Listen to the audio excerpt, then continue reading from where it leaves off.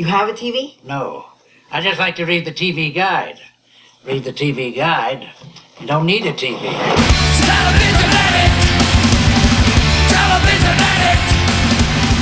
Television addict! Hello, everybody. Happy Friday. Welcome to May. We head into what almost feels like spring here in Boston after a terrible, terrible winter that went on way too long. Very excited, looking forward to summertime, giving you an extra episode this week to kick off the month, and I'm very excited about this episode. My guest today is the one and only Idalis Deleon. You most likely remember Idalis from MTV. She was a VJ in the 90s for a number of years there. She was also in the great girl group Seduction. I love their record. I unashamedly bought it when I was about, I was young, at Strawberries on Route 1 South in Saugus, Mass. Had the single, as I mentioned here, to Idalis. She's also an actress and now is a TV host coach, which you're probably saying, Ken, I understand the words TV host and coach, but what is that? And we talk about that here. It's kind of a world that fascinates me. It's, as I say this in the episode, it is a skill set that I think if you're very good at it, people don't notice you're actually doing anything in many ways like stand-up. So we talk about that here too. She couldn't have been nicer. I cannot thank her enough for taking the time to sit down and talk to me about old TV and about new media and all the things she's working on and things she has worked on over the years. You can go to idalismediatv, I believe.com. I will confirm that URL and I will put it up on tvguidancecounselor.com though, and see what she's up to these days. If you want to see what I'm up to these days, it's quite a bit. Before we get into the meat of the episode here, as I mentioned in previous episodes, next month I will be at Denver Comic-Con at the end of the month. I'm very excited for this. It'll be very fun. I don't think I've done a convention sort of west of the Mississippi yet, so this will be great. I'll be running some panels, doing a live TV guidance counselor. Please come out and say hello. The TV guidance counselor merchandise is in. If you haven't bought one yet, get one of our enamel pins. They're only $12. That includes postage. They're super sparkly. You can go on tvguidancecounselor.com or icanread.com or go on our Facebook page. Just search TV guidance counselor. You can see them there. Only 100 pieces. They're going fast. They're excellent. We got the t-shirts and all that kind of stuff because you demanded it. People wanted it. So I did it. That's what we're doing here at TV Guidance Counselor. And today you're listening to this episode. So please sit back, relax, and enjoy today's episode of TV Guidance Counselor with my guest, Idalis Deleon. TV is my friend, and it has been always there for me in time of need.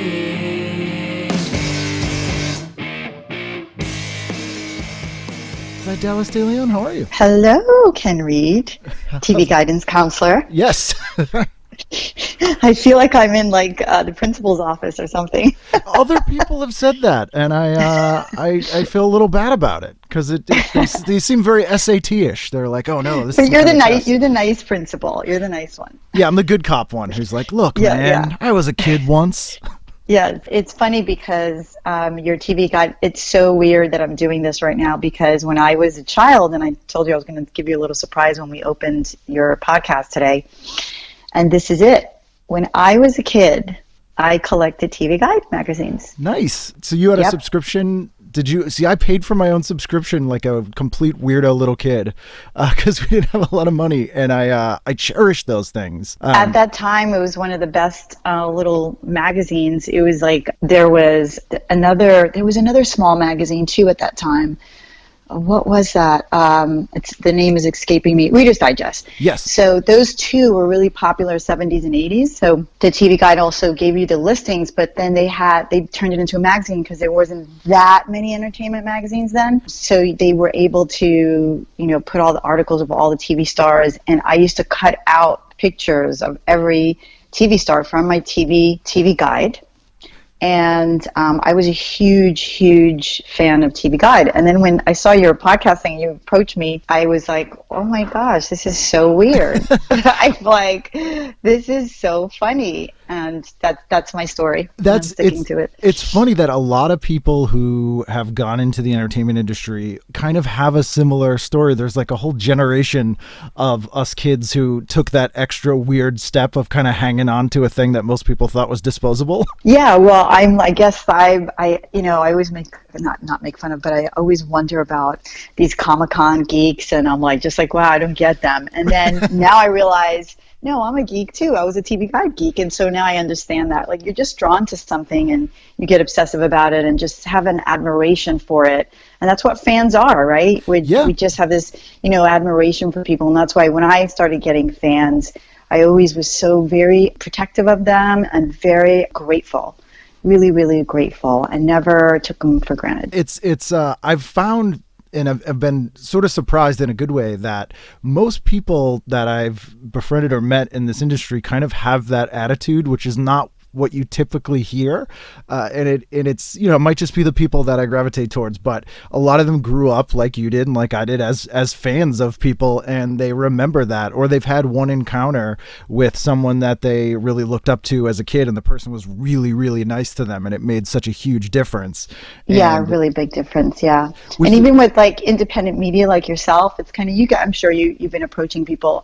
Just be very aggressive, because sometimes it's not because they're trying to shine you or anything. It's just it's hard to declutter all the messages coming to you, and then you've got to figure out a schedule and a time. But then there's other people who are like, no, and it's really important to support independent media, especially now. And so, I kudos to you and everybody else who's doing independent media, and all my broadcasters as well who do it. Yeah, it's amazing that I can't believe the number of people that listen to the show, and I thank them every week. Hello, everybody. But the fact that with a very minimal investment, I can do a show from my house that is on the same virtual shelf with, $1 million shows on iTunes, and it's right there next to it. It's a revolutionary time. So we're going through an industrial revolution. And so there's a lot of, sad and depressed people who kind of are, hanging on to the old stuff. It's very hard for, especially me. I'm on the 1 foot in of baby boomers and 1 foot out of like G Generation X, and it's just, you can't beat them, join them. It's an industrial revolution. Social media is really the way to communicate and globally connect to the world. Yes, it has bad stuff and good stuff, but the same thing as my grandparents went through. If we think about our grandparents, people my age, my grandparents, there was a railroad. It was, they went from railroads to cars to phones, and so imagine that like 10 or 20 year span. It just happened in 20 years, that huge industrial revolution where everything changed, business changed, media changed, and there was a huge, on one side of it, with television, there was huge opportunities to make massive amounts of money when there's a new media change. So I'm sure that our grandparents faced the same thing, like uncomfortable with change, so dramatic, and really jealous of the new millennials coming in and being like these super duper Instagram stars. And just, I'm seeing my friends who were real models in the 90s and are agents and managers now of models, and they're like, oh, it's all Instagram chicks. You don't even have to be 5'10", 5'11" anymore, So it's everything changes. It's good and bad. It's what you do with it, really. It's like everyone has access now, which is great, but at the same time, everyone has access now, which is not great. Exactly. So it'll settle into some, I think, screening of quality at some point. I hope for journalism's sake, which I want to be able to maybe do something about, is like, since it's just a free-for-all and the wild, wild west for now, I'd love it to calm down to a place where there's some kind of screening, some kind of standard at least for people to take responsibility for what they put out. So you can literally ruin someone's career by just claiming anything about them and creating a blog about so making sure that laws are in place to deal with this new digital freedom of journalism, freedom of speech. Yeah, and it's interesting to see, and we'll get into TV in a minute, but you've reminded me that, one of my little, I guess it's a pet peeve, but as we saw in the 90s with radio stations, where when I was growing up, every radio station had a newsroom. Like even a Kiss FM pop station had a full-time news person that did the news every hour and researched their stories and wrote them. And when we started getting that I think it was the Telecommunications Act Act of 96 that made everything where they could all merge all these companies, they started cutting the newsrooms in all these stations, and we started getting that talk radio where they didn't have to do show prep. You just go on, you say something inflammatory, and then, your hour's filled by callers for the next hour. The quality had to go down because the money went down. So what happened, I blame everything on Steve Jobs, basically. Yeah. Because iTunes pretty much killed everything. Yeah. And but it's the industrial age, and whether it was Steve Jobs, it would have been somebody else. Speaking of radio stations, I was in a girl group. Yes, Seduction. And, we used to, Seduction. We had 3 top 10 hits, and I had It Takes Two on K-Single. Oh, awesome. I can't believe that. And, we went to radio stations, and it was the time of, when I was in the girl group, it was 89, 90, and 91. So it was, radio was booming. New Kids on the Block were like number 1, like on the Billboard charts. Mm-hmm. Pop music was bigger than ever. There was so much money to be made in the music industry. But little did we know that decade was the last hurrah for the music industry, because the money ended up falling out. So much so that the girl in my girl group, Michelle Visage, later became after the girl group, became a radio announcer. And I went to her radio station to visit her as an MTV VJ. I think I was actually promoting a play or something as an actress. Mm-hmm. And when I walked into the station, it was a big station in New York, very big station. When we used to walk into stations, and I said that to her during the interview, I said, remember when we used to walk into radio stations, we'd see interns, and there used to be a reception desk, and there were beautiful walls and gold and just like pimped out offices and payola, like right. brokers hiding in the background, getting records on, paying to get records on. Just so much money, receptionists and interns. And when I walked into her place, it was a ghost house. There was her.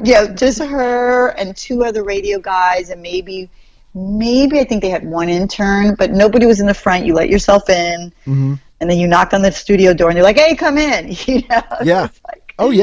It just the bottom fell out, and so yeah. I mean, I think part of that was, and this is a good transition into kind of how you got from, a little girl, and you grew up in, was it the Bronx or Queens? What part of New York did you grow up in? I was born and raised in the Bronx, but I was raised in Brooklyn. So Brooklyn. I went to Brooklyn when I was 8 years old. Okay. Which was probably at the time kind of like a culture shock, I imagine, in a lot of ways. It was. It really was. My mother divorced my father, which I didn't even know. Like, I'm 8, so I don't know. All of a sudden we were moving, and it was like the Brady Bunch. We moved to like a huge house with 2 floors, and I was just like, oh, wow. This is an upgrade. But then I was just like, oh, where's Dad? Oh, he's gone. Oh, it's a weird trade-off. Yeah, no, it's like, oh, okay. But now we have more than one bathroom. Yeah, no, exactly. Oh my God, it was just like that because you're a kid, you don't know. It's like, okay, cool. Yeah, I mean, did you feel like a city kid? Because I think it's funny, people who aren't that familiar with the boroughs or grew up in New York, like Brooklyn is basically the suburbs if you're living in the city. Yes. So Brooklyn was I remember at MTV when I was a VJ, they did my bio. I remember the writer interviewed me, and she did my bio, and which is funny because I do bios for my broadcasters now. She did a really good bio. She was a really good writer, and she wrote, I grew up in a lower middle class, and I'm like, lower middle class? wait, no, she said working class neighborhood, and I was just like, Brooklyn? No. We were middle class. We were middle class. And I would say some of my Jewish friends were very wealthy. So I grew up with Italians and Jews in Cheapside Bay, Brooklyn, which there is sort of a working class neighborhood there. But the area I lived in, everybody owned their house and had a bottom apartment house. You owned the home, whether you rented apartment, a full 3-bedroom apartment with a basement downstairs, where you rented as another unit. So we had a duplex, and wealthy Jews and Italians in that neighborhood, and So when she said that, I was just like, I was like, that's interesting how people assume Right. You know, something about that. And I was just like, oh, well, maybe did I work in the working class? And then I realized, no, yeah, that was, Sheep's Head Bay there's some parts of Sheep's Head Bay that are very working class, but Right. which is great. Like I identify with working class because that's where we came from the Bronx. The New York I think of when I was growing up in Boston is like Escape from New York, the Warriors kind of stuff. So I imagine it was sort of that era. So I was young when the Warriors came out. So I was the next generation. So I don't know if you've seen the series on Netflix, The Get Down. Yes. That was my story. Okay. So that was an exciting time though. The girl in that's me. That must be odd to watch that The sort lead, of thing. It's so odd because I'm just like, oh my God, did they go into my story and just find out like all this stuff about me? But here's one of the things I think they got so right. It was such a colorful time. Like when you hear about the Bronx was burning in the 80s. I was protected from all that. I grew up in my grandmother's house. My parents, you know, had an apartment, but we were always at my grandmother's house in the Soundview Projects in the Bronx, which I'm writing a script about. Oh, cool. There was, I guess, you know, it was a really crazy time in the 80s. You know, the Bronx was burning. I guess I didn't know where we lived. I didn't see any of that. When you grow up in the hood, especially if you come from religious, good families, they protect you from the outside world. So when people go, you know, oh yeah, I grew up in the barrio and it was like pimps and drug, I was like, really? Like, I don't even remember any of that. Yeah. Like, I mean, there's the surroundings of it here and there, but families that grow up in hoods or inner city, which is, I think, a very, like, not a good word. Right. It's a stupid word. It's a very, you know, wealthy, you know, it's a weird coded word for it's a perspective from a wealthy from a wealthy background, and it's cornering people. Anyways, don't even get me started on that. But that's a whole nother podcast. Oh yes. So people assume, and there are living, thriving, religious, even non-religious, normal, wholesome families that love and pay taxes and are in the middle of the hood, what's perceived as a hood, and they live beautiful lives. None of their kids are in gangs. Yep. None of them know any pimps. No one's in prostitution. No one's selling drugs. That's what communities are for. It's like that's why you have families. They like no one would live there if everyone was a subject. You know, if everyone was victims of everything. Families that are they're like so strict because they know we're surrounded by it. And by the way, wealthy neighborhoods are surrounded by prostitution, pimps, drugs, fucking pharmaceutical drugs. They're surrounded by just as much danger in a different way. That's who purchases all those things. Exactly. That's my piece. That's my soapbox piece about like growing up in the Soundview Projects in the Bronx. But the Netflix series, that's my story. If you want to know how I grew up, watch that series. It's brilliant. Baz Luhrmann's amazing. I don't think it got the ratings that they wanted, but I loved it. I loved every second of it. It was kind of about the birth of hip hop and that kind of stuff as well. Absolutely, and that's what I was surrounded by. I was in a break dancing crew too. Really? The Juice Crew. We used to go to the Fun House. I did more freestyle dancing, you know, like, and the Webo pants and everything. Mm-hmm. Madonna came to the Fun House and she stole that from us. Oh, yeah. And she knows it. I'll call her on it. Yeah. Did you ever encounter her when you were at MTV? I met her several times. She's what she is. Yeah. She doesn't drink or smoke anything. She doesn't do drugs. She's very focused, and very centered and self-absorbed. Oh yeah, and focused on herself. Yeah, and you know, when you reach that kind of it's kind of like you have to kind of focus on yourself that much to get that. I mean, she came to her first album. She did all the Webo pants. She got that from us. I used to wear that. I bet. She got that from us. So, I mean, I'm fascinated with what it must have been like to grow up around that time, because in addition to all the sort of hip hop groups, and you had the birth of the New York freestyle stuff with Shannon and a bunch of just great music like that. You also had like all the punk rock stuff and bands like Sonic Youth, and oh my God, punk rock was so huge. It was such a great time. The late 70s and 80s. I mean, it's really awesome decade.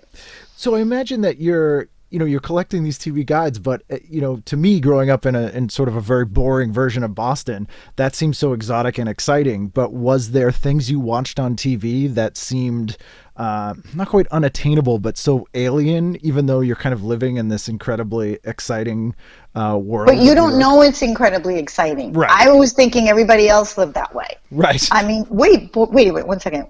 Boston was boring? Oh, super boring in the late 80s, mid to late 80s. We had Spencer for Hire, which was pretty exciting. And then wait, didn't Marky Mark come from Boston, and like that whole swaggy Boston? I like Boston guys. They got that little swaggy accent, but it's not quite New York, but they're swaggy. Yeah, we definitely had Marky Mark. I always joke, and this is true, there was like a time in the late 80s where you would just get assaulted with Funky Bunch concerts, no matter what. Like, they'd be like, hey guys, Funky Bunch playing at the mall, and you're like, I just wanted to shop. And the Boston Red Sox. Yeah. Oh yeah, and the Celtics were huge at the time. Right. There was some exciting time. There was, yeah, but like New Edition had kind of moved on. Bobby Brown was still huge because he had On Our Own around that time, but he was still around in Boston. But it just wasn't. You didn't see it that much on a smaller level. It was people who kind of famed out of the city, even though they were associated with it, because it's such a small city. Okay.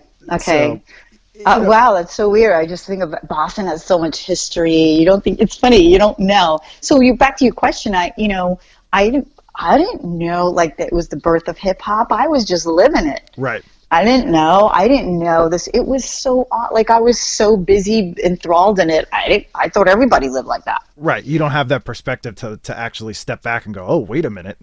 This is a thing. What was your question though? I forgot the question. Were you watching shows that seemed more exciting than the life you were living? Like, was there anything you were kind of obsessed with on TV and you were like, wow, that seems really cool, even though you're in this place that most people would think that about? No, I didn't see that many people that look like me on TV until I saw Sade. I really didn't see anybody that looked like me.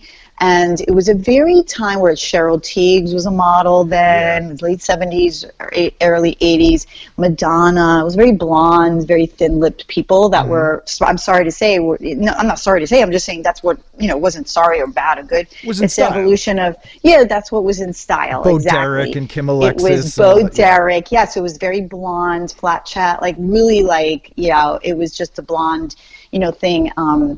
And I didn't identify with anything on TV, so I thought it wasn't for me.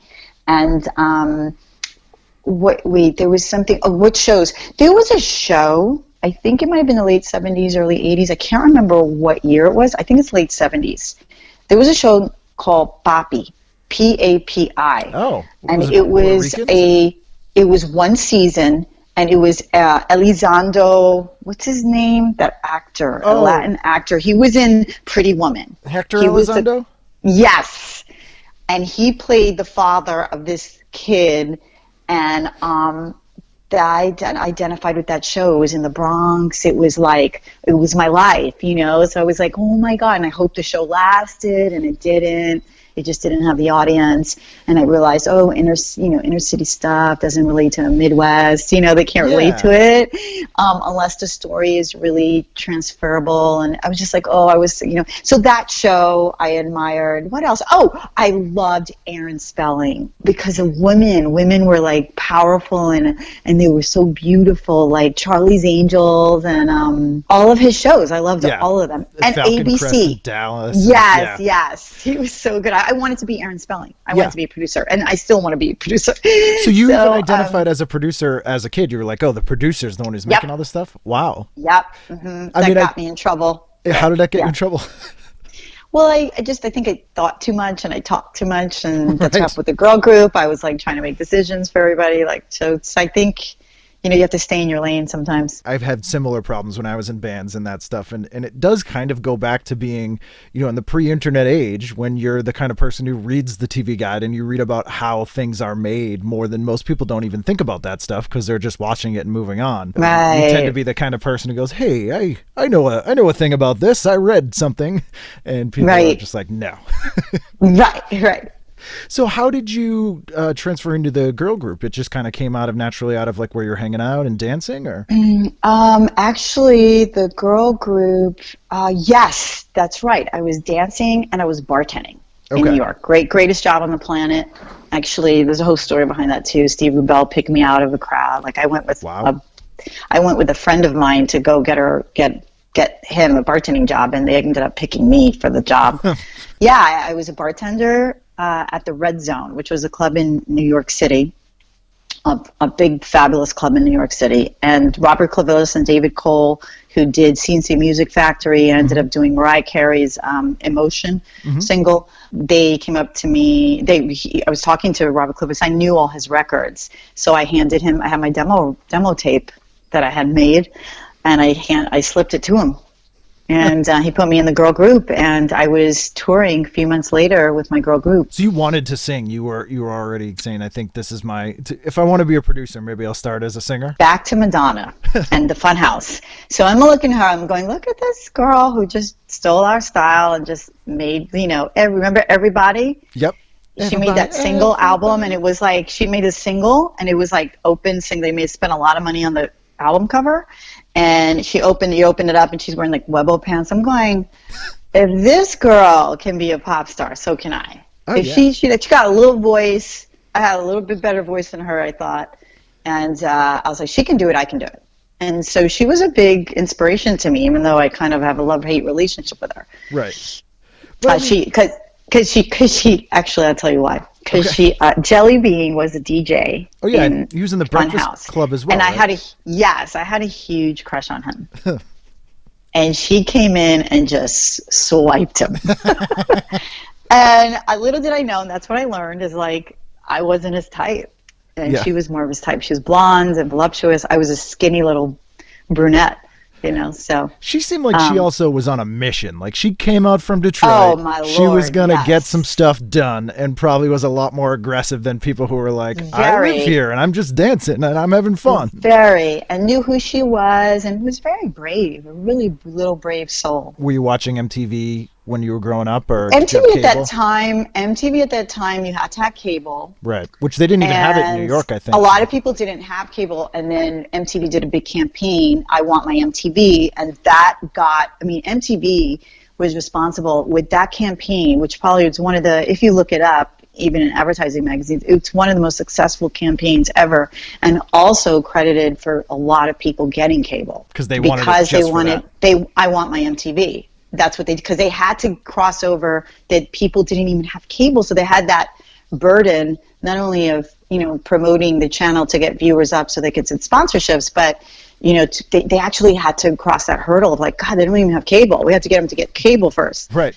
They need to buy a radio to listen to our station, basically. Exactly. And then MTV killed the radio star. Oh, yeah. And I mean, in that campaign, I remember they had the David Bowie was in it, and Mick Jagger. And yes, it was everybody. Huge. It was huge. And it was genius. It was absolutely flawless and genius. And my aunt and uncle, I remember we went to their house. They just bought a beautiful house. He was like a baller, like doing like Wall Street. At that time, Wall Street was booming. Oh, yeah. There was a lot of crazy corruption going on in Wall Street. Anyways, but there was a lot of money going on, a lot of cocaine. I was young. So I was just like my aunt and uncle who were like totally doing lines of coke, spending tons of money, bought a big house in Jersey. They had MTV. So we all went to that. We were like, oh my God. Kind of sit there for like 8 hours being like, what? It was very rock oriented at that time. When MTV started, it was very rock oriented. Right. It didn't get soul oriented till like a few years later. Like 84, the most soul they would play would be like, the record had to be huge. They played Michael Jackson, because he was humongous. But they didn't really come around and realize until they realized that the R&B audience was huge, and they were missing a piece of the pie. And then they started to doing MTV jams, and doing more black music. And then what really put them over the top is the hip hop, when they started doing the hip hop. Yeah, and hip hop blew up, and hip hop started blowing up. So they had no choice, really. Very a rock station, though. It was always a rock influencing music videos. It was, an industrial revolution again. Yeah, it's whoever kind of gets there first. But, then I remember... And it evolved, and became including, everybody eventually. Yeah, I think it was Ted Demme co-created Yo MTV Raps, I think, right? Brilliant. Yeah. One of the best things. You have, a white guy ushering it in, and if it wasn't for him, that show wouldn't have gotten on.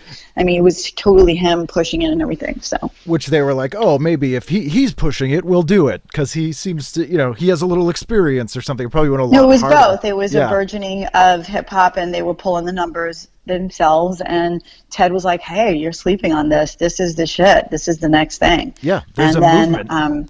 Yeah, and and Ed Lover, and Dr. Dre, the other Dr. Dre. Yeah, Dr. Dre. I haven't seen him in a while. Ed Lover's awesome. These people are just like amazing people. When we had the 20th anniversary in New York, it was so great to see everybody again.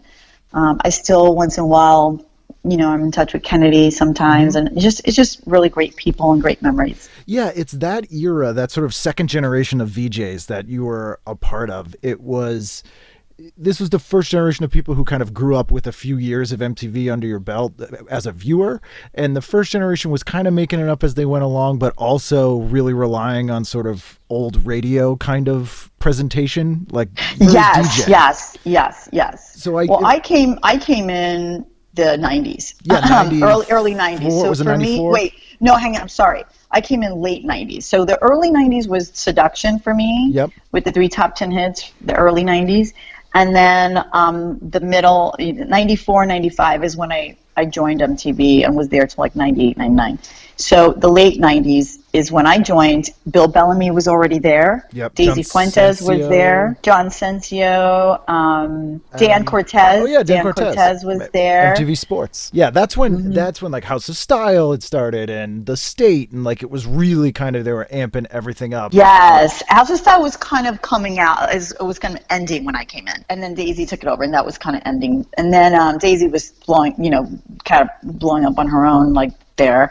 And then Jenny McCarthy came in. They were doing Singled Out, right? Singled Out, yeah. Mm-hmm. So were you aware that MTV was so New York to me, and it was unusual growing up in the late 80s, early 90s, especially for a show to be, or even a station to come out of New York. Everything was so LA. So it had a real New York vibe because they were shooting it there. Right, because we shot it there, yeah. Which stood out, it had a kind of whole totally different vibe. But when you were living there, were you aware that MTV was just there? It's just right in Times Square. Yes, I did, because I remember before I got MTV, maybe about 6 years before, 4 years, I was in a cab in New York coming across, I think it was 34th Street. I think it was 34th Street. And at the time, MTV had studios, I think it was 34th or 42nd. It might have been 42nd. I can't remember where. Mm-hmm. But I think I passed by the studios, and I saw Downtown Julie Brown standing in the front of the studio. Wow. And I looked at it, and I was like, wow. And I was in a cab. And I said, wow. And I was like, you know what? I'm going to be her. I'm going to be her someday. That's something I could do. I could do MTV.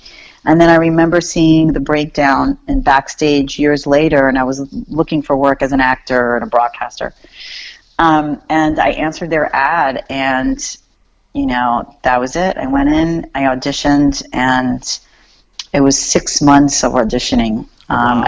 You had to make it through every phase, and I made it through every phase all the way to the final 10 girls who were on the set competing.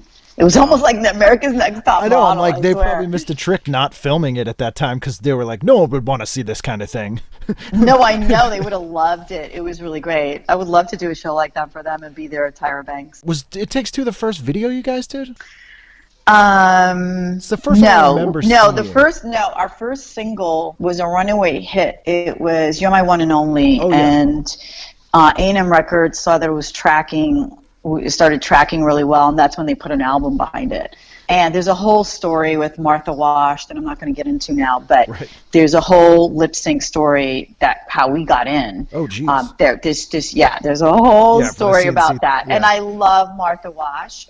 I had nothing to do with the deal she made with Robin and David. Right. She basically sang the lead vocals, and and the record was tracking, so they built a girl group around that. And then April sang all the other hit records. Right. So we re-recorded it, and the way they did business, and I would have like made Martha Wash the group, but they didn't think that way, and I got an opportunity to be part of it, but I didn't realize what was going on until we were already there and signing the contract. So,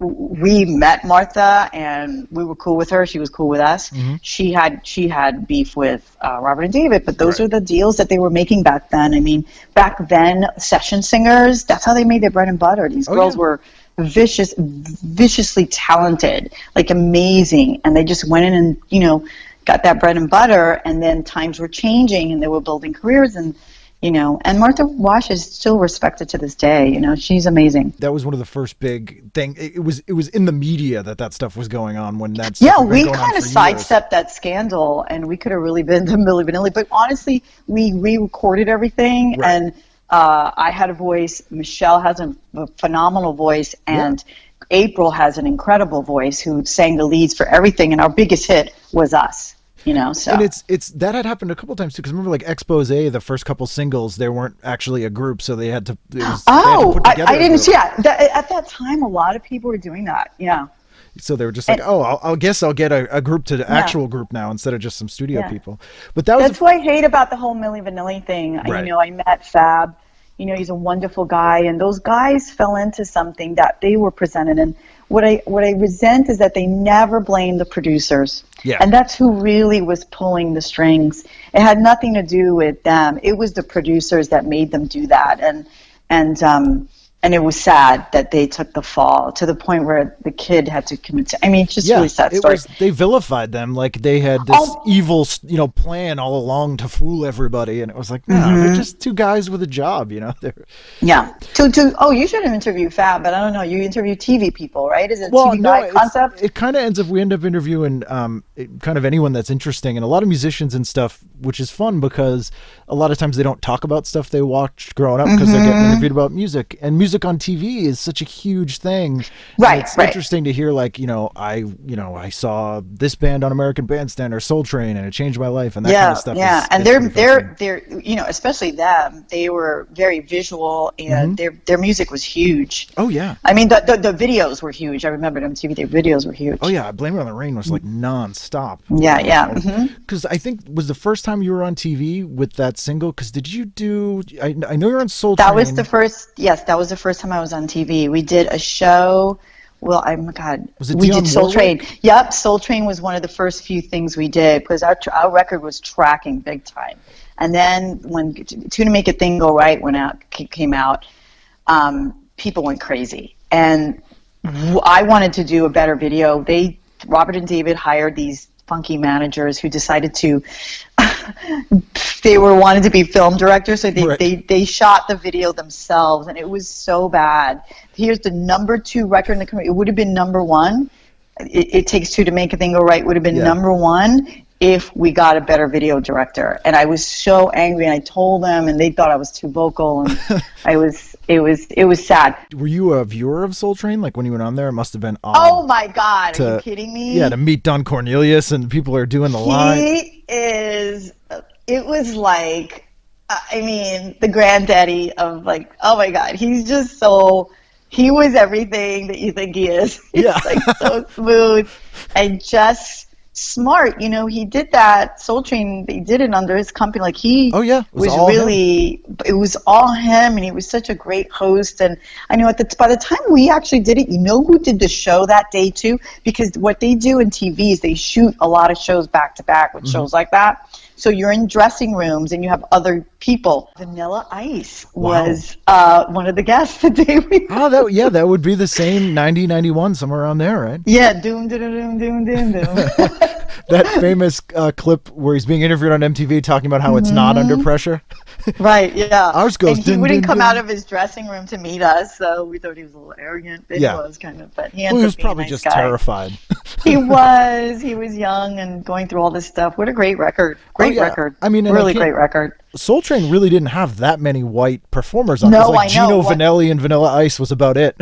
True. What a compliment to him. And such a good show. We had so much fun. It was my dream. I mean, I used to watch Soul Train when I was a little kid and saw all the dancers, and a lot of dreams came true for me. Yeah, and I imagine like that would be the moment where you're like, okay, this is a real thing. We're on Soul Train. Like, it's happening. Yes. And I didn't have a chance. We were making a lot of money too. Like, we would go and do 3 shows Friday, 3 shows Saturday, and 3 shows Sunday in every little city. Like, you do the cities, you do the cities like together. Like, if you're doing Jersey, you do three clubs in Jersey that are near each other. Then you'll do Philadelphia and 2 clubs in Jersey because Philadelphia's right next to Jersey. If you do Texas, we fly into Texas. You take either a plane or you do a tour bus, and you do Dallas, San Antonio, and whatever the other city is in like a weekend. So was that all just kind of like a blur? It sounds like you were just running around crazy and everything was happening super fast. It was happening super fast. I was just overwhelmed and just was like, wow. Wow. Enjoy the ride. Yeah. And then our favorite thing is when we did Showtime at the Apollo. I mean, that was, for April and for me, it was big for us because April went to Howard University. And for her to play in Harlem was a big deal for her, and a big deal for me because I grew up in the Bronx, right above Harlem, and Showtime at the Apollo and the Apollo Theater was such an iconic, place of proving yourself as an artist, and we just were so grateful, and we just did we were so nervous that they weren't going to, we were nervous that they weren't going to accept us. And we're like, well, we're the artists. They're going to accept us. And I'm like, you don't know. No, honey, you don't know that crowd. The Sandman might come for anyone.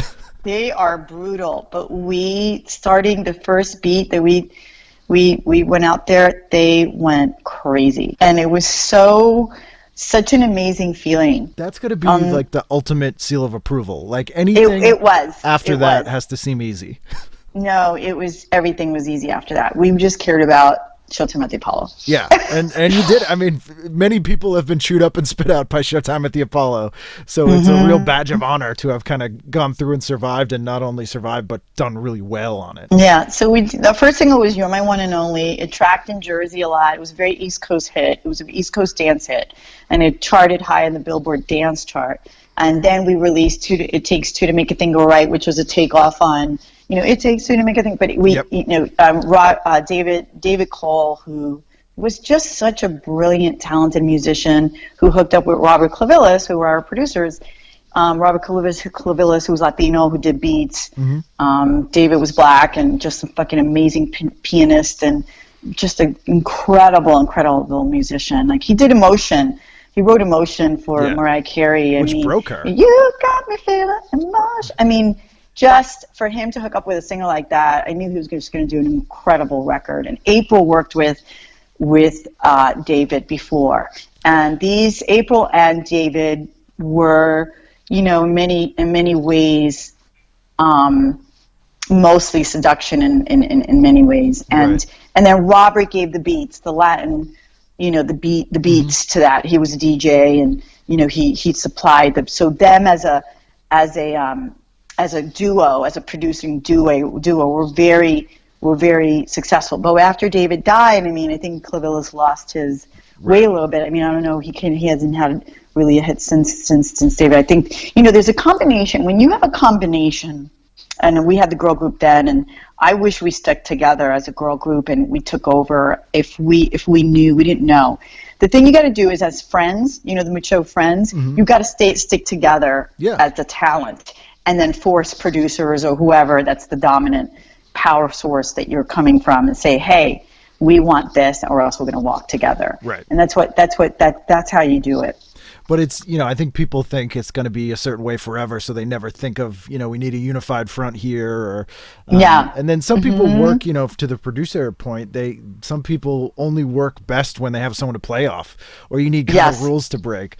Because I think Mariah Carey, she was a backup singer for Brenda K. Starr or something for years. Oh yeah, I grew up with Brenda K. Starr. She's like, her voice, Brenda K. Starr's voice is incredible. That girl is incredible, like an incredible singer. Yeah. And what a generosity that she has in her heart to take her backup singer's tape and give it to. That's the kind of heart that Brenda K. Starr, who never really, to me, got that credit. And I heard she went back to American Idol, and then I think she. Her daughter went to do American Idol and perform in front. I mean, audition for Jennifer Lopez. I think it's online somewhere. Oh wow! But I thought that was so cute that she would do that. She's, that's her daughter's. But Brenda K. Starr was a huge.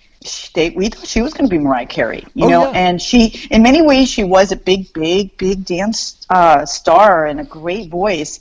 And I think she's Latina too. I think she's Latina. Yeah, she did a bunch of records in Spanish too in the 90s. Oh, that's so great. I wish she still sang. She's just started a phenomenal voice. Oh yeah. And never got really the credit that she deserved. That not for me, in my opinion. I would agree. I mean, such an artist. Yeah, everything like I Still Believe, which is such a great ballad, to like Picking Up Pieces, which is just an awesome dance. Like it, but it never really broke through the mainstream for whatever reason. And Mariah Carey kind of doing a slight take, or like a slightly different version of that kind of stuff was what hit, and some of it might be right place, right time, but who knows. So and good for Mariah Carey. Right time, right place for her, and what a phenomenal artist she is as well. So the band ends, and you're looking for acting gigs or hosting gigs, and no, the band. Okay, so the band ended, right, and I was looking for a solo deal. Okay, all right. And it was really hard to get that. But I didn't know how to do it. There's a path to do it, and you've got to really think of yourself. You got to have big goals, and you just got to think, your stuff, and and you've got to work your ass off on the music. And I just couldn't find the right producers to do another, they had to hear me on my own, and I couldn't find the right producers. Everybody wanted to sleep with me instead of do a real record. Yeah, it's like, and so... And I loved acting, so I just went back to acting classes and just started getting acting roles here and there. Then I got a good manager, and I started snowballing with acting roles.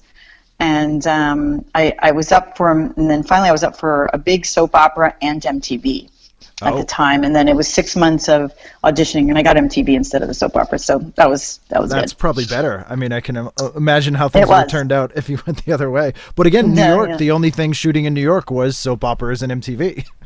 Yeah. And soap operas paid really well. It's a great gig to learn your acting. It's amazing. Yeah, there's like a ceiling though, where a lot of people were like, if they don't break out of doing soaps after like a certain amount of years, then they're stuck there. Like 2 less than 3. Yeah, but it's an acting boot camp, because you're getting lines, kind of sometimes reading cue cards, and you're getting plot points that day, so you can do your stuff quick.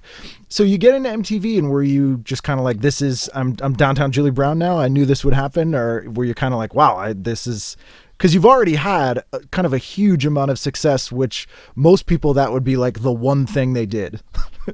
And then no one knew, like no one even really knew that I had a girl group and stuff, so that in their, like the rock and roll end of MTV, and we just, at the time, at the beginning it was really awesome, but then like the last year, my mom got Alzheimer's. Oh, I'm sorry. And I was, Alzheimer's is like a really family disease. They call it a family disease because the whole family's affected by it. Yeah, and I was really, I think, angry that my mom, who was like a perfect angel, who really just didn't deserve it, was like, I got the shit end of the stick, and I'm like, what, I was just kind of blaming everybody, and I was hard to deal with, I would safely admit to, some of the MTV producers, I was a handful, and it takes a big woman, like it takes time and space for you to get to a humble place and admit that, I had no roadmap, just like Jennifer Lopez didn't, and that's why I admire her so much, because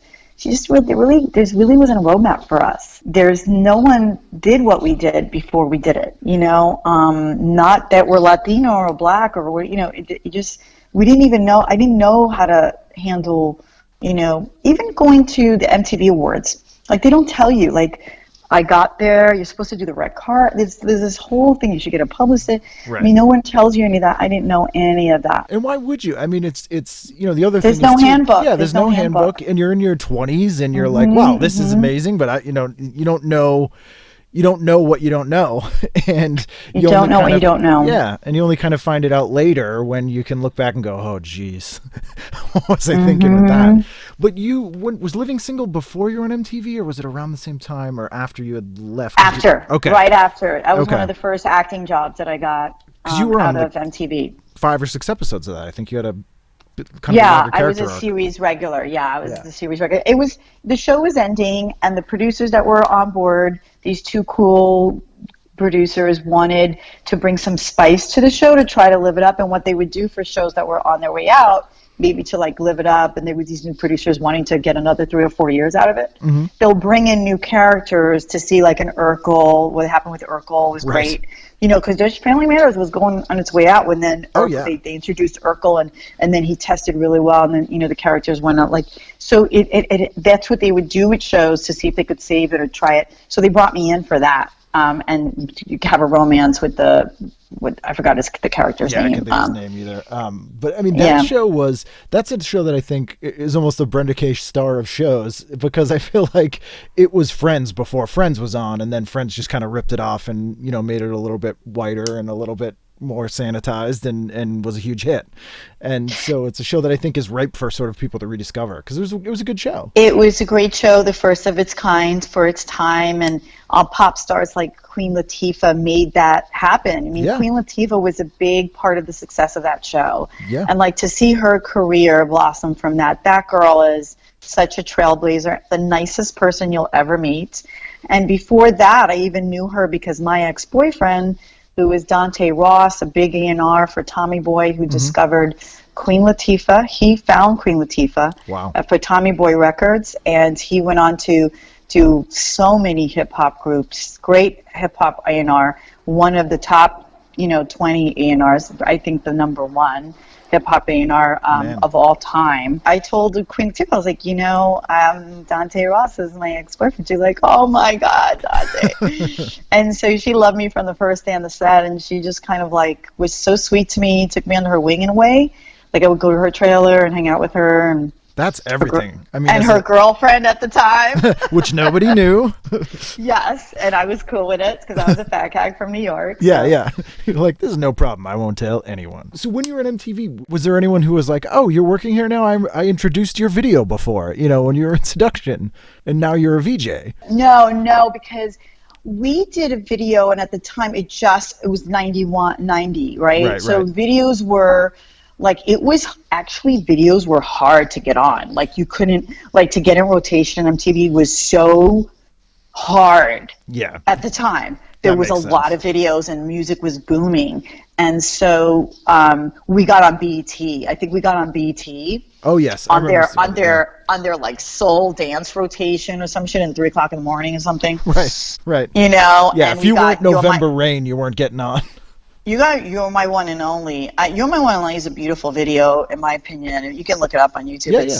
It's so nice. They had really good makeup artists and hair people, and we got a really cool, they did it for a very low budget, but I thought it was very beautiful. To Make It Right, which is our biggest number, horrible video. And then Heartbeat was our best video because... Oh my God, I'm blanking on his name. This huge director, up-and-coming director who I did not get along with, that does big movies now. Michael Bay was our music video director. Wow. Yes, he did Heartbeat, and I remember going to April. I'm like, oh, this guy is just a frustrated filmmaker. Yeah. He had propellers and fans in every shot. I'm going, what is he trying to make, like a World War movie or what is he doing? But it was so cool. After I saw the video, I was like, oh wow, he really did a good job. I get it now. I argue with Michael, but he's such a control freak. Right. And I was like, dude, you are working for us. And I was yeah, no. And I had hired this fierce stylist. and she put me in a fringe dress with a bullet belt made out of bullets. Like torpedo bullets. Like it was so hot she put like military boots on me, fierce. He wanted me to wear heels and he's like cheesy, you know what I mean? Wanted me to wear some cheesy shit that he does in his movies all the time now. Right. And I was like, no, this is fucking rock and roll. This is cool. I'm wearing this. He goes, no, please, because he thought I was so beautiful. Right. He wanted me to be like half naked. And then I was like, no, man, I'm wearing this. We're cool, right? Yeah. I mean, I'm wearing this. He was so mad at me. It's our video. And then later on would never hire me as an actress, of course. I saw him in a sushi restaurant. I'm like, good luck. He was like, yeah. Whatever, Idalis. I was like, great. I don't want to do your cheesy movies anyways. But cool guy. He ended up being very nice to me, and I was very happy for his success. And I saw it early. You know, everybody did. Like, I was like, this guy's a frustrated filmmaker. Like, he just made a movie instead of a music video. Yeah, and if you see, if you look it up, Heartbeat is a remake of a Tanya Gardner record from the 70s, and loved her original record, which was amazing. And then when Robert and David said they wanted to be a remake, I was like, I'm sure. You know, it's like doing a remake of, you know, like you don't do unless. But then at the time, Q-Tip and Tribe Called Quest did the same beat. They were doing, I think, Buddy. Buddy was the song. Yeah. I think they did a Heartbeat. They took the they took Funky Drummer. I don't know if it was Funky Drummer or some James Brown beat that we ended up using too. But so at that time there was a lot of like stealing of music, a lot of like stealing of riffs, and at the time it was like all about beats and who could get the beat and mix it with vocals and make it new again. Yeah, it was the golden age of the sample stuff. Yes, samples, right. So our record was sort of like part samples, part like a homage, like how do you say? A homage? Like like a tribute. Blend. It was a tribute and an update. A blend of everything, because it was original record. It was an original record. No, it wasn't an original record. We were doing a remake, but we made it really an original. It was a new remake of it. It was not trying to do what Tanya Gardner did. Right. It was like giving it some life. Right. It wasn't a note for note cover of it. It wasn't like you're trying to people loved it. People loved it. If we, and that video was awesome. But I don't know what I wish we had more play. I don't know, as the management I think was lacking at the time, but I think that record should have been even bigger. Yeah, and you never know like what weird tastes are changing in the air at the time, and then you're like you end up being a victim of just something else pops up, and then people ditch what was cool. And then, but we as a group were breaking up too, so it didn't get the support from us, right? Even that it needed, so which is a turmoil within the group. And then that's it. That was it. And then after that, I got MTV. There's one more acting role I wanted to talk about, and then we'll get into the other really fascinating thing about what you do now. You were in an episode of Burn Notice, and I absolutely love Burn Notice. Yeah, after MTV, I always wanted to be I took acting classes before Seduction. I thought I was going to be an actress before I studied in New York in all the really good, independent schools in New York.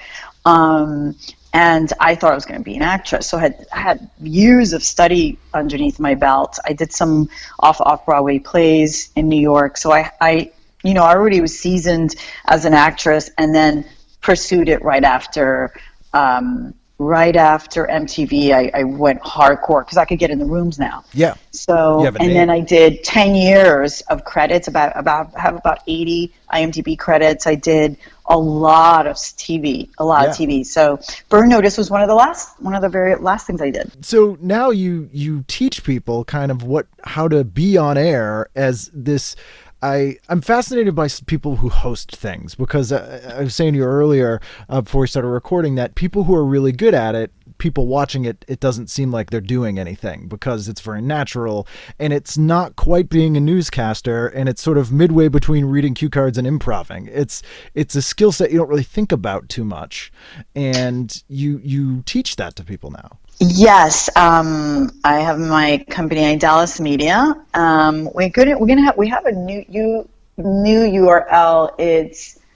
I think it's called the gig.com. I don't even know my own URL. I'll put it up on tvguidescounselor.com. The mediagig.com, something like that. but look for Idalis Media or something, and it'll direct you to my website. But yeah, I teach broadcasters, all the entertainment broadcasters across the country in Los Angeles. I've gotten, I got the E-News girls, and I have Carly Steele on Entertainment Tonight, and I've taken in the last 10 years people from scratch to all the way six-figure contracts on E! And wherever, on all the entertainment news channels. And then I'll have media clients like Kim Kimball, who's Beyonce's hairstylist, helped her, get on QVC and get her own show on WeTV, things like that. So media personalities help them brand, but also do a vigorous training, because I trained myself for MTV, and that's why I went through the phases so fast. I created a verbal mastery system where you exercise the specific parts of your voice and your verbal mastery that will make you really good really fast. And that's for just like enunciation, or actually reading like cue cards and that kind of stuff that you kind of had to... It teaches you teleprompter, it's everything. So it's a 3-step system that teaches you enunciation, builds the quality and thickness of your tone and sound, and then also works on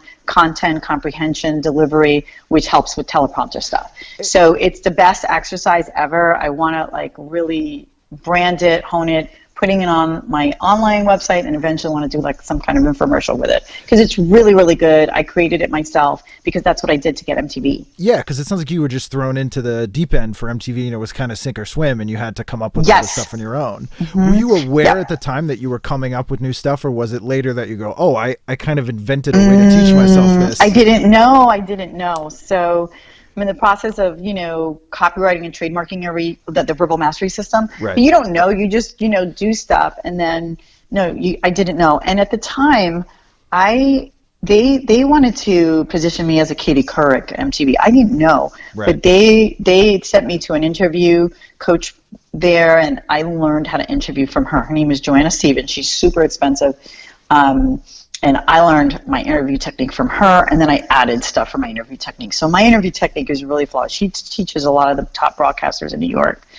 She's amazing. Because that's a totally different skill set, too, from intro and videos and stuff where it's just you, to now you have an X factor of someone else in the room, and you also have to try and get something interesting out of them. So I imagine that was probably intimidating to kind of shift into that realm. Yeah, I learned that interview is not just a conversation, and hopefully someday I'm gonna write a book about that. The interview is not just a conversation. So she taught me how to produce an interview. She taught me, and then I teach clients now that an interview is a story. So you're a storyteller. You have to prepare your story, because if you prepare your story and have a really loose outline, it's going to come out much better. Yeah, I'm always shocked with, I'm a stand-up comedian by trade and started doing this about 4 years ago, but I get a lot of in press junkets, and people put me, in just a pool to do questions and stuff. And how many people do zero research, or don't listen to the answers, or don't even know who they're talking to. And I'm like, how is this your job? Mm-hmm. I don't even do this, and I know that. So it's people take for granted that is, with just even the most minimal amount of work, you get so much better results out of it. Oh my God, just a minute. Yeah. So, interview is a process. It's a well choreographed dance, and you want to open nice and strong. And radio, by the way, and podcasts are a little bit different than on air. So I do mostly broadcast and TV stuff. My thing is TV. My wheelhouse has always been TV. Right. I was a child that came up with TV Guide. Yep. I love TV. I always have. I always wanted to be a TV actress, never a film actor. I love TV. Like I always loved TV. People come around to TV now, but I was never, movies, they're great. But I was no, I'm good. I was Charlie's Angels, Aaron Spelling. I was, a TV woman. Person. And yes, exactly. Broadcast is quick. It's very quick. It's different from radio, where radio, I did a show called Breakfast, Lunch, and Dinner for this channel called CTV. This was way after everything. Mm-hmm. And I had a co-host, and he came from radio.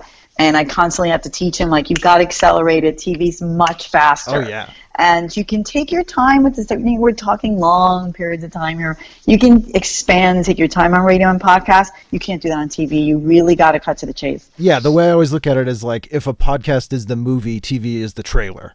Like, yes. It has to just be the highlights, and people go, that's all a right. good explanation. Yeah, that's a good way of looking at it.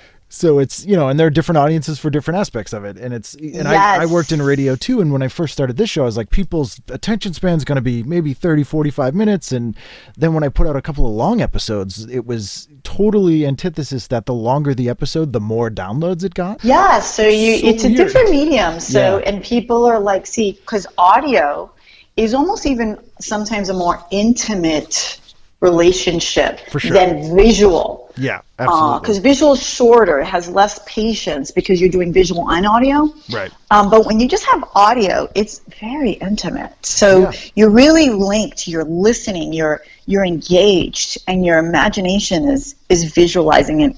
As the audio is feeding you. So there's even a stronger connection sometimes. I even tell people, don't sleep on radio. It's such a great way to maybe connect with less people, but the quality of the connection is much higher. Yeah, it's deeper, but it's deeper. It's deeper. But it's not as wide. Right. Which is fine because it's specific. I'd rather have specific and not as wide than like wider, and you don't really, it's shallow, Yeah. Oh yeah. The way I always, when I'm talking to comics, I'm like, you could do if you're a cover band, the whole audience would love it. They'd sing along to every song. They'd all have a great time, but the next day, none of them would remember your name. But if you do originals, maybe three people love it, but they really love it. And they'll come to your show and tell people about it. Is there anything you watch now, or do you have trouble watching like people presenting on TV now and being too sort of, as a professional, kind of critical of it? It gets me crazy, but I see a lot of digital programs right now, and I get upset with myself because I need to do more marketing, and I'm like upset that they didn't use me to train their talent because their talent's all over the place. Yeah, right. It's really hard for me to watch certain things, especially all the digital stuff that's happening now.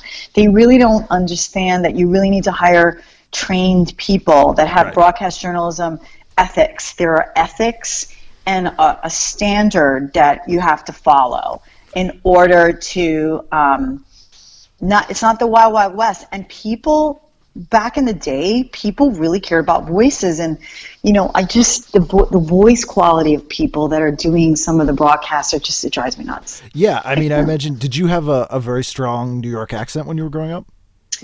Yeah, I still do. Are you kidding me? Bit, but not. I mean, you've clearly broadcasted it out. No, well, I tell my clients. This is what I tell my clients all the time. It's like, see, you have an on-air persona, and that this is my on-air persona. Okay, but right. When I'm hanging out with my girlfriends, I'm like, "What's up?" I'm like very Brooklyn. I'm like, "What are you doing?" Right. I'm like very Latina Brooklyn. Right. And so I tell my clients, it's like, you don't have to be this American regionalist accent all the time. But I've trained myself so when I'm on air, I sound clean and clear in American regionalist accent. That's what I try to teach my broadcasters, and I do it with that verbal mastery system.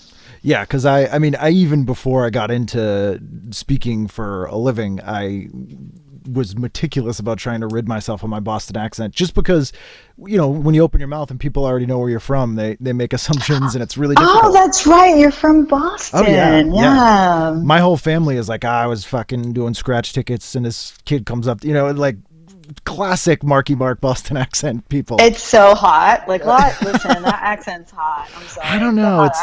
Maybe I'm just immune to it.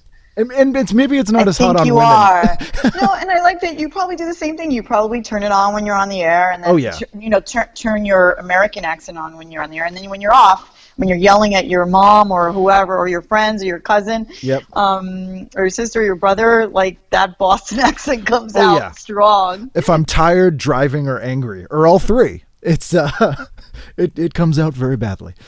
Give me a little. I can't believe you have a. So I'm on fucking 93 and I'm driving down here, and this guy cuts me off. I'm like, "What are you doing?" "I'm going to friggin' Dunks." "Get out of here! This freaking kid is out of his mind." That's funny. Well, look, and then most of the things are just, it's like, what are you looking at? There's that Oh my weird, God. like, When I go to New York, I come back and I'm like, what are you doing? yeah. What do you want? My clients are like, oh, your accent's heavy this week. I'm like, oh, I just talked to my sister. Yeah, I just got to recharge. I just listened to Oh my to the gosh, voice. it's so infectious. But I used to hate it. I used to hate my accent. And Same then with me. I've grown to really cherish it and love it. And, when people swag, like when you go to Europe or anything, and if you're swagalicious and I'm looking like cute, like little Alicia Keys meets, whoever, like Right. I'm all cute and then they hear my swag, my little hoop earrings. They're like, wow, they're like in love with me. Oh yeah, if you have any sort of character that's not just like the weirdest thing, when I lived in England, my Boston accent was out of control because I was around a lot of like London-y people, and it's vaguely similar, so it just was, from whatever reason, my Boston accent went insane. Oh wow. It was really strange. I could see that. Yeah, with English, like it will stand out. Yeah. And so then you swagalicious on that. You just go, let me be swagadocious with my accent. I'm gonna lean into the skid. This uppity England stuff going on here. Yeah. Let me bring it down to the streets. Boston streets. Boston is rough. People don't understand. Like, it's just as rough as New York was. Like, it's fucking, it's a murderous town too. Like, it's, we did a show in Boston. And I remember we were staying in some swaggy hotel. I'm using, the word for this radio podcast is swagalicious. Yes, that's the word of the week. So the word of the day. And we were in this hotel, and it was such a beautiful hotel. And I went downstairs, I remember around 6:30. I couldn't wait to have breakfast. And I went down, and it was in front of the Boston Harbor. Mm-hmm. There was this huge window, and the restaurant of the hotel was in front of the Boston Harbor, what I'd heard so much about. And it was snowing. Yeah.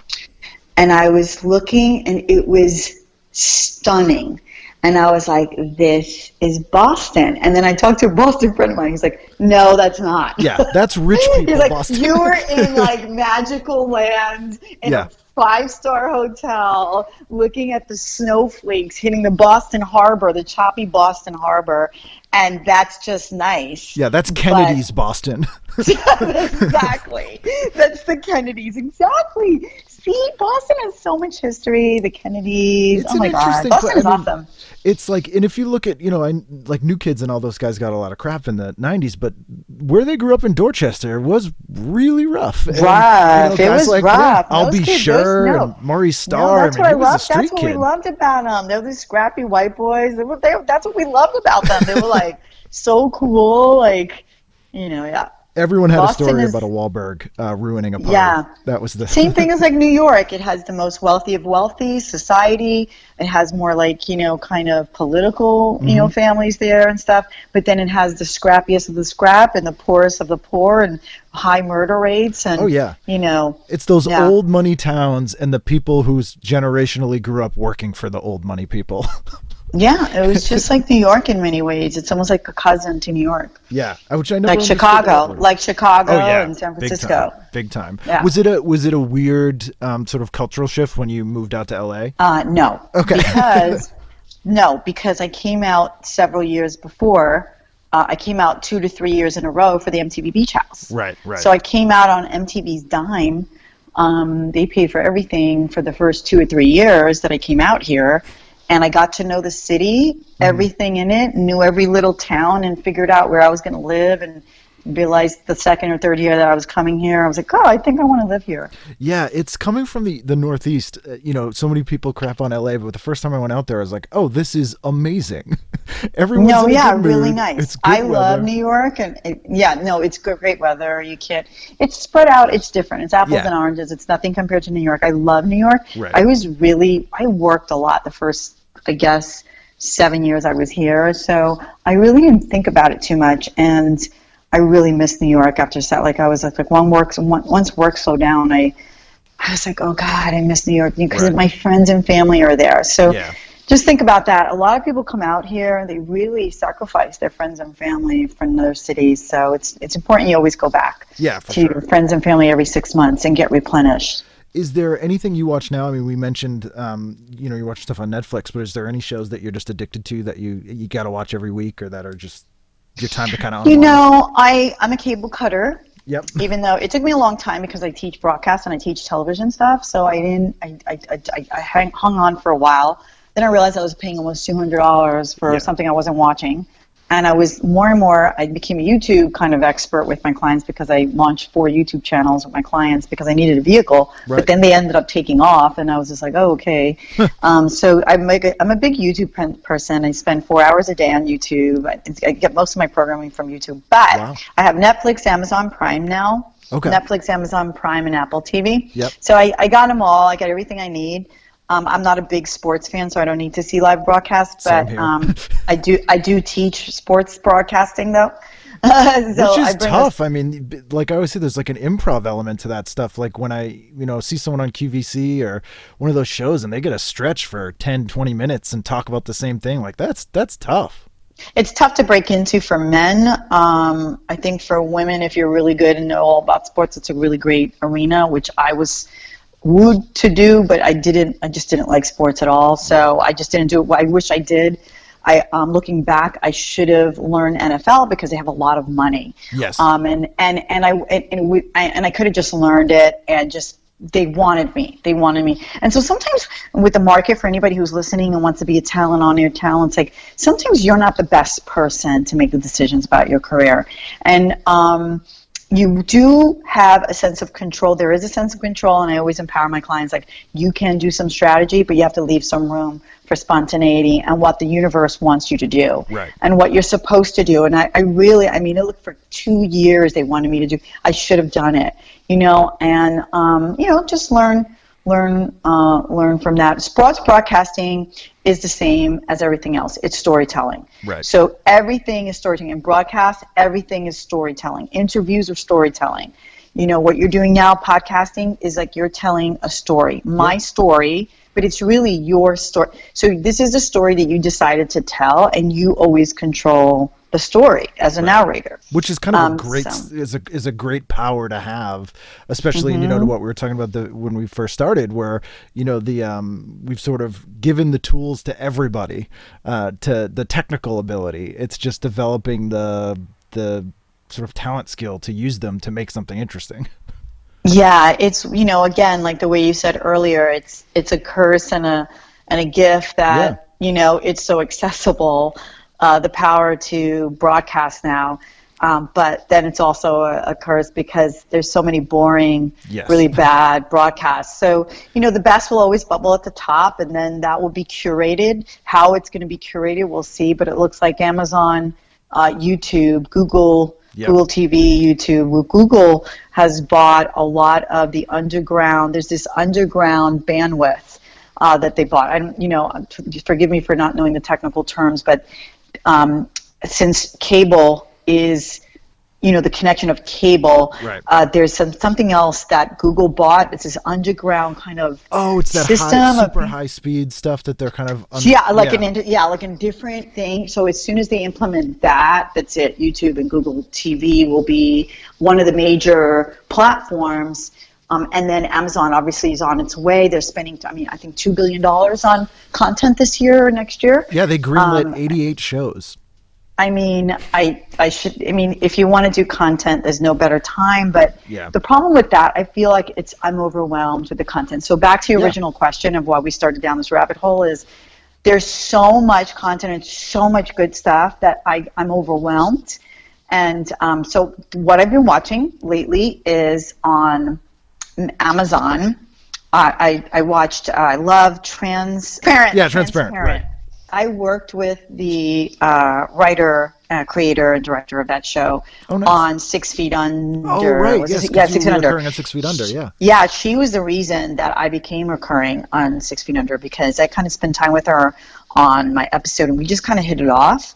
And I don't know. I haven't got confirmed from her, but I think she's the reason they brought me back. Oh, that's awesome.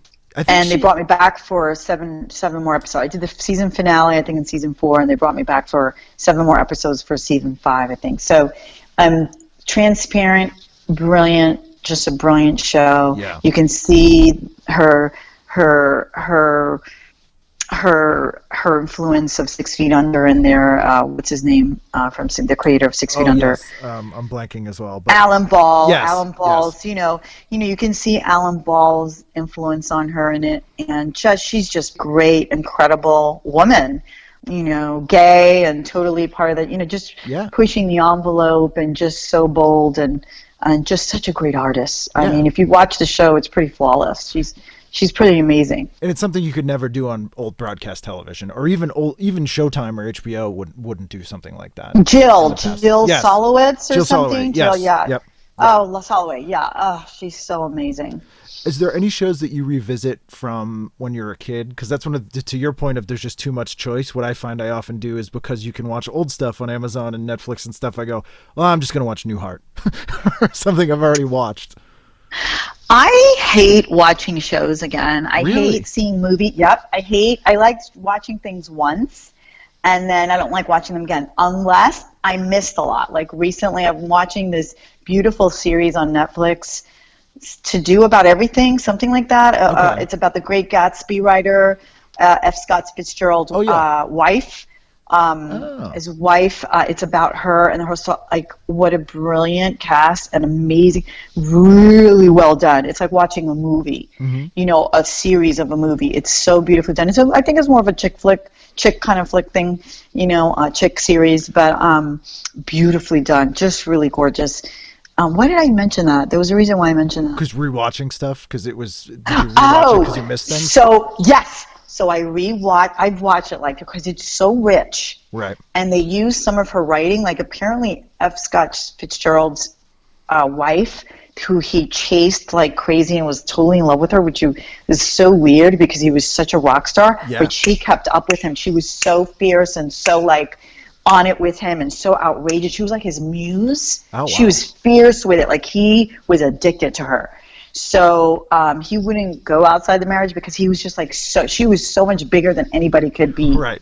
That he'd be attracted to, like any actress or anything like that. She was so fierce with it, and it's her story. She was original flapper girl, and she came from the South. It was just Christina Ricci's performance. Okay, now I know. She is the bomb in this. Like I like her in everything. She's amazing. She's amazing in it, and the guy that plays F. Scott Fitzgerald is just perfect. He's gorgeous, and they look so good together. And the costumes and the way they shot it, the directing, the writing is excellent. So if you're saying what I watch that, I don't watch so many old shows.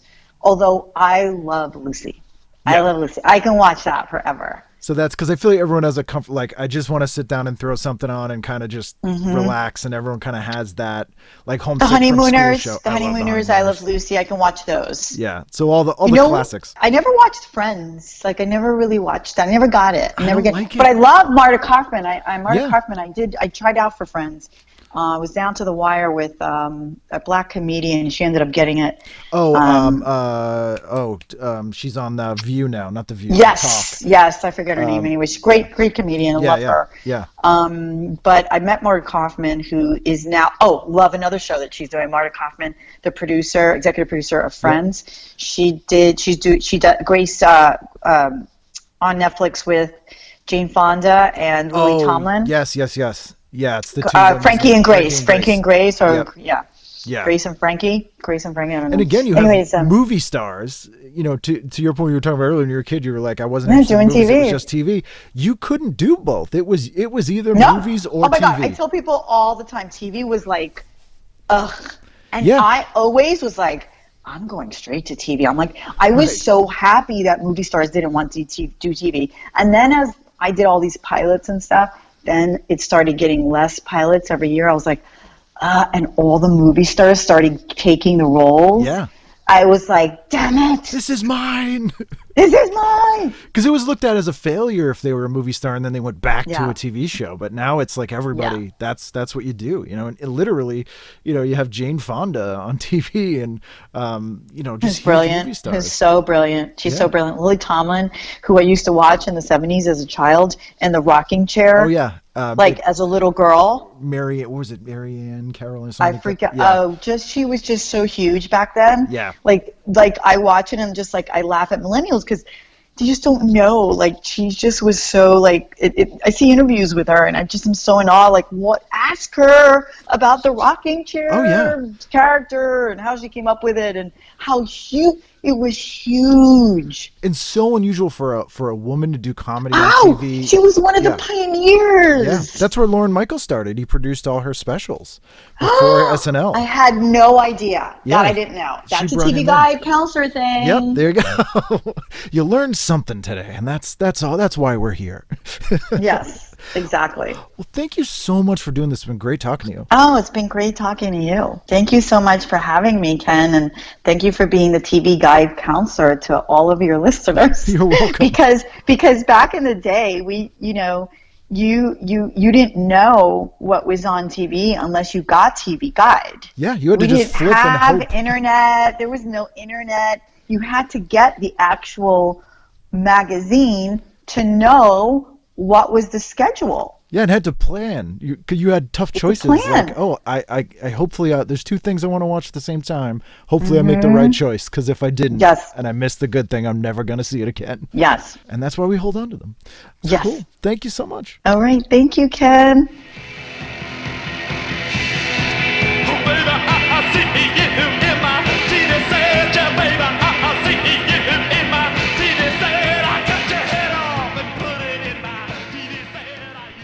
There you go. How great is she? Love talking to her. Super fun. As I said, I've enjoyed her work for years and years. And also, I think the second TV guidance counselor guest who's appeared on the cover of Sassy magazine.